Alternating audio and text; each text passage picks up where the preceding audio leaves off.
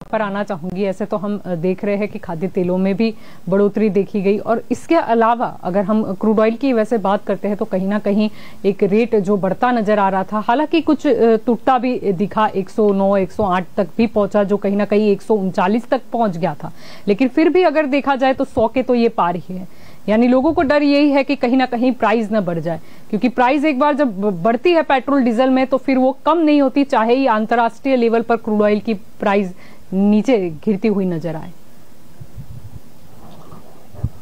आदरणीय जल्पा जी, महंगाई बहुत बड़ा मुद्दा है। जिस तरह भी मेरे भाई भारतीय जनता पार्टी के प्रवक्ता अश्विनी जी ने अपना दामन बचाने का काम कर रहे हैं, अपनी जिम्मेदारी से पल्ला झाड़ने का काम कर रहे हैं।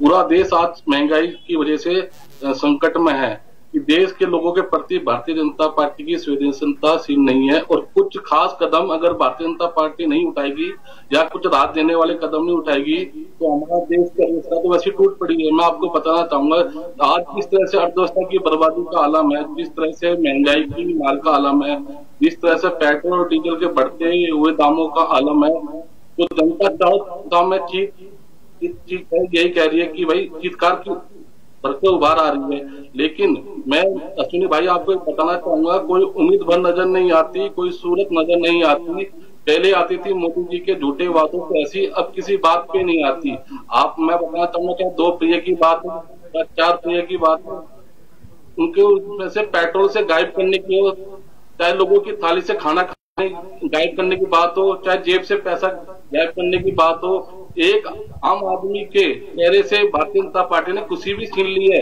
आप शायद 2014 का एक गाना भूल चुके जो आपने अपना फेमस करा था, आपको मैं याद दिला देता हूँ सुनी भाई, सखी सैया भी खूब कमावत है, सखी सैया भी खूब कमावत और महंगाई डाइन खाई जावत है। वो आज आपको नहीं दिखाई दे रही, क्योंकि आज डाइन आपको अपना दिखाई दे रही है। मैं आपको बताना चाहूंगा कि 4 नवंबर 2021 से पेट्रोल के दाम स्थिर है, क्योंकि उस टाइम उस दौरान चुनाव स्थिर हो चुके थे। अब आप क्या गारंटी देते हो कि जैसे पेट्रोल बढ़ेगा उसके साथ साथ ट्रांसपोर्ट भी बढ़ेगा। अभी मेरी ज्योति बहन ने कहा ना कि इनको तो एक बहाना मिल गया रूस और यूक्रेन का। अरे भाई चुनाव हुए थे पश्चिम बंगाल में, तब भी आपने पेट्रोल डीजल बढ़ाया था।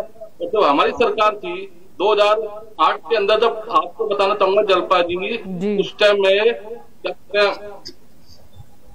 मतलब 132 रुपए डॉलर प्रति बैरल था, जब हम पेट्रोल क्या दे रहे थे 50 रुपए और डीजल 35 रुपए। जब इनकी सरकार आई 2016 के अंदर तो 28 रुपए डॉलर था प्रति बैरल, तो ये पेट्रोल क्या दे रहे थे 60 रुपए और डीजल था का 44 रुपए। और मैं आपको बताना चाहूंगा 26 मई 2014 के अंदर माननीय प्रधानमंत्री ने सत्ता हासिल की थी, और उस पेट्रोल और डीजल से सिर्फ इन्होंने एक्साइज शुल्क मतलब 19 लाख करोड़ रुपया इन्होंने कमाया है। वो किसका पैसा है? जनता का पैसा है। और वो पैसा किनके पास गया? इनके पूंजीपति भाइयों के पास गया। जिस तरह इन्होंने एक सिम की योजना चलाई थी ना कि रिलायंस वाली की सिम कि हम आपको फ्री देंगे,